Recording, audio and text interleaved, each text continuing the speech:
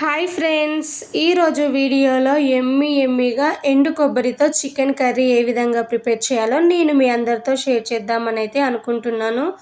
ఒక్కసారి నేను చెప్పినట్టయితే ట్రై చేయండి. టేస్ట్ అయితే చాలా అంటే చాలా బాగుంటుంది. మనం రెగ్యులర్గా చికెన్ అనేది తెచ్చుకుంటూనే ఉంటాము, బట్ ఊకే ఒకే స్టైల్లో చేసామనుకోండి అంతగా తినబుద్ధి కాదు. ఒక్కసారి ఇట్లా వెరైటీ స్టైల్లో కూడా ట్రై చేయండి. వేడి వేడి బగారా అన్నంలోకి ఈ కర్రీ సర్వ్ చేసుకొని తిన్నామనుకోండి టేస్ట్ అయితే నెక్స్ట్ లెవెల్ అనమాట. ఒక్కసారి ఇట్లా ట్రై చేసి మీ ఫ్యామిలీకి అయితే పెట్టండి. డెఫినెట్గా ఈ చికెన్ కర్రీకి అయితే ఫిదా అవుతారు. అంత బాగుంటుంది. నెక్స్ట్ లెవెల్ టేస్ట్ అనమాట. ఫస్ట్ అయితే ప్రాసెస్లోకి వెళ్ళిపోదాము.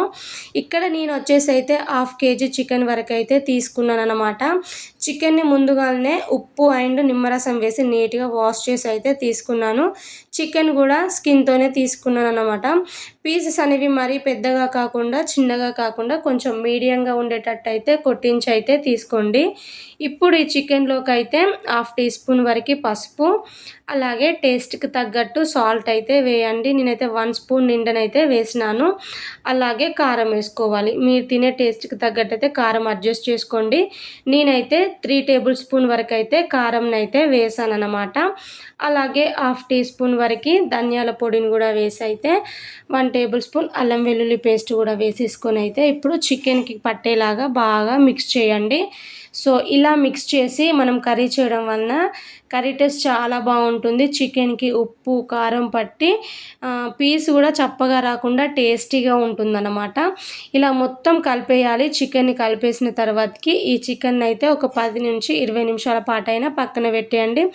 ఒకవేళ మీకు టైం లేదనుకోండి అప్పటికప్పుడైనా వండేసుకోవచ్చు. నేనైతే ఒక 10 నిమిషాలు పక్కన పెట్టేసినాను. ఈలోపు కర్రీకి కావాల్సిన ఆనియన్స్ అయితే కట్ చేసి తీసుకున్నాను. అలాగే 2 పచ్చిమిరపకాయలు కూడా ఇట్లా పొడుగ్గా కట్ చేసి అయితే పక్కన పెట్టేసినాను. 2 మీడియం సైజ్ టమాటోస్ అయితే చిన్న ముక్కల్లాగా కట్ చేసి తీసుకున్నాను. అలాగే ఇందులోకి మెయిన్గా ఎండు కొబ్బరి అనేది అయితే తురిమి తీసుకున్నాను అనమాట. ఈ ఎండు కొబ్బరితోనే మనకి కర్రీ టేస్ట్ అనేది చాలా బాగుంటుంది. అలాగే లాస్ట్లో వేయడానికి కొంచెం అంతా కొత్తిమీర. ఇప్పుడు స్టవ్ ఆన్ చేసుకొని గిన్నెను పెట్టుకొని అయితే ఇందులోకి 4 టేబుల్ స్పూన్ల వరకు ఆయిల్ని అయితే వేసుకోవాలి. నాన్ వెజ్ రెసిపీలో కాస్త ఆయిల్ అనేది ఎక్కువ ఉంటేనే బాగుంటుంది కదా. ఇందులోకి లైట్గా స్పైసెస్ వేస్తాము. 2 బిర్యానీ ఆకులు, అలాగే చిన్నది దాల్చిన చెక్క, 2 లవంగాలు, 2 స్టార్ అనేసా, 1 ఇలాచీ అన్నమాట. ఇలాచీ కొంచెం ఓపెన్ చేసి వేయండి, ఫ్లేవర్ చాలా బాగుంటుంది. అలాగే 1/2 టీ స్పూన్ వరకు జీలకర్రను కూడా వేసుకొని మనం వేసిన స్పైసెస్ని అయితే కాసేపు ఆయిల్లో ఫ్రై చేయండి. ఈ స్పైసెస్ కాస్త ఆయిల్లో ఫ్రై అయిన తర్వాతకి మనం ముందుగా కట్ చేసి పెట్టుకున్న ఆనియన్స్ పచ్చిమిర్చిని అయితే వేసేసుకోవాలి. సో ఆనియన్స్ అనేవి అయితే ఆయిల్లో బాగా ఫ్రై కావాలన్నమాట. ఆనియన్స్ అనేవి తొందరగా ఫ్రై కావడం కోసం కూడా ఇందులోకి 1/2 టీ స్పూన్ వరకు సాల్ట్ అయితే వేసేస్తున్నాను. ఆల్రెడీ మనం ముందుగానే చికెన్లో వేసాం కాబట్టి ఇప్పుడు సాల్ట్ అనేది అయితే కాస్త చూసి అయితే వేసేసుకోండి. ఆనియన్స్ అయితే ఆయిల్లో బాగా ఫ్రై అయ్యి ఇట్లా కలర్ చేంజ్ అయిన తర్వాతకి ఇందులోకి మనం 10 నిమిషాల పాటు మ్యారినేట్ చేసి పెట్టుకున్న చికెన్ అయితే యాడ్ చేసుకోవాలి. చికెన్ వేసిన తర్వాతకి కూడా ఫ్లేమ్ అనేది హై ఫ్లేమ్లోనే పెట్టేసుకొని 2-3 నిమిషాల పాటు అయినా కానీ ఇట్లా చికెన్ని కలుపుతూ లైట్గా ఆయిల్లోనైతే ఫ్రై చేయాలి. ఇలా ఫ్రై చేయడం వలన చికెన్ ముక్క అనేది టెండర్గా జ్యూసీగా చాలా బాగుంటుందన్నమాట. మరీ ఎక్కువ టైం అవసరం లేదు. జస్ట్ 3 మినిట్స్ పాటు అయినా హై ఫ్లేమ్లో ఇట్లా ఫ్రై చేసిన తర్వాతకి ఇప్పుడు ఫ్లేమ్ మిడిల్ ఫ్లేమ్లో పెట్టేసుకొని అయితే మూత పెట్టుకొని 5-6 నిమిషాల పాటు అయినా కానీ బాగా చికెన్ అయితే ఉడికించుకోవాలి. ప్లస్ మధ్యలో మూత తీస్తూ కలబెడుతూ మరీ చెక్ చేయండి ఏమైనా అడుగు మారుతుందా లేదా అని చెప్పేసి. నేను వాడుతుంది ఇక్కడ స్టెయిన్లెస్ స్టీల్ గిన్నె కాబట్టి అడుగు మాడడానికి ఛాన్స్ ఉండదు. ఒకవేళ నార్మల్ గిన్నెలో వండుతున్నట్టయితే డెఫినెట్గా చెక్ చేయండి. ఇప్పుడు చూడండి 6 నిమిషాల తర్వాతకి మళ్ళీ మూత తీసి అయితే చూపిస్తున్నాను. చికెన్లో ఉన్న వాటర్ మొత్తం ఎగిరిపోయి మనకి లైట్గా ఆయిల్ సపరేట్ అవ్వడం అయితే స్టార్ట్ అయింది కదా. ఈ టైంలోనే ఇందులోకి మనం ముందుగా తురిమి పెట్టుకున్న ఎండు కొబ్బరి పొడిని అయితే వేసేస్తున్నాను. అలాగే టమాటో ముక్కల్ని కూడా ఈ టైంలోనే ఇందులోనైతే యాడ్ చేసుకొని ఒకసారి గరిటెతోని మొత్తం కలిసేలాగా అడిగేలా బాగా మిక్స్ చేయండి.